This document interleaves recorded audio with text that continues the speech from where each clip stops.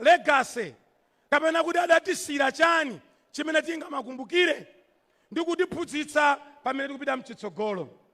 Your Excellency, pamene tili pano ndi pa Kamuzu Stadium.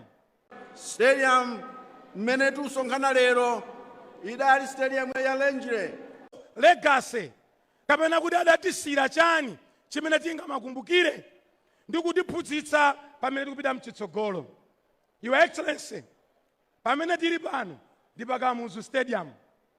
Ndiye kuti kuseriku kuli Queens chipatala chomwamwamba kwambiri chotchuka dziko lonse la Malawi ngakhalenso mayiko ena. And that stadium was named Lange Stadium. Kuma Chimwendo banda awauza anthu kuti ayi stadium takhalai Anamanga ndi Kamuzu. Iyayi Queen Elizabeth Anamanga ndi Kamuzu. Queen Elizabeth inamangidwa 1957 and anabwera uzasegulira ndi Kamuzu. Queen Elizabeth mwana wake, not Kamuzu. Kamuzu is not even here. Pamene Queen Elizabeth Central Hospital imamangidwa. Your Excellency, mukapita patsogolopa mupeza pali mubasi imene kale timati Polytechnic. What's that? Polytechnic 1962. Kanyama Chiume pamene anali Minister of Education ndamana kapempha Polytechnic ku America. Akuti ayi anamanga Sochi Technical. Zonsezi jana manga ndi Kanyama Chiume. Tentizive. And that time Kamuzu was not even Prime Minister. Kamuzu anali Minister of Natural Resources. Kanyama Chiume anali Minister of Education. And the governor was Sir Green Jones. Pamene Polytechnic mamangidwa. Kuma pasonkhano ndithu Chimwendo banda I don't know kuti adapita patali ndi school or whatever. Legacy kapena kuti adatisira chani chimene tingamakumbukire ndi kutiphunzitsa pamene tikupita mchitsogolo.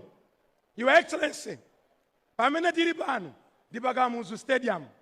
Stadium mmene tusonkhana lero idali stadium ya Lenjire. Ndiye kuti kuseriku kuli Queens chipatala chomwamwamba kwambiri chotchuka dziko lonse la Malawi ngakhalenso mayiko ena. Nduna sikuzowa kuti kodi stadium yanamanga ndani.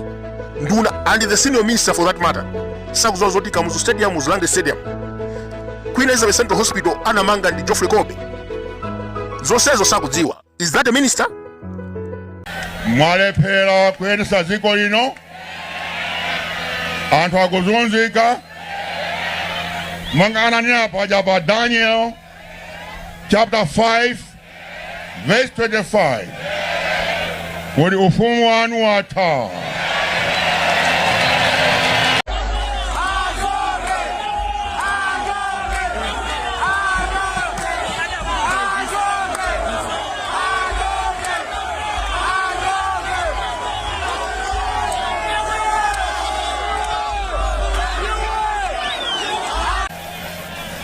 Ngakhale mafuta ophikira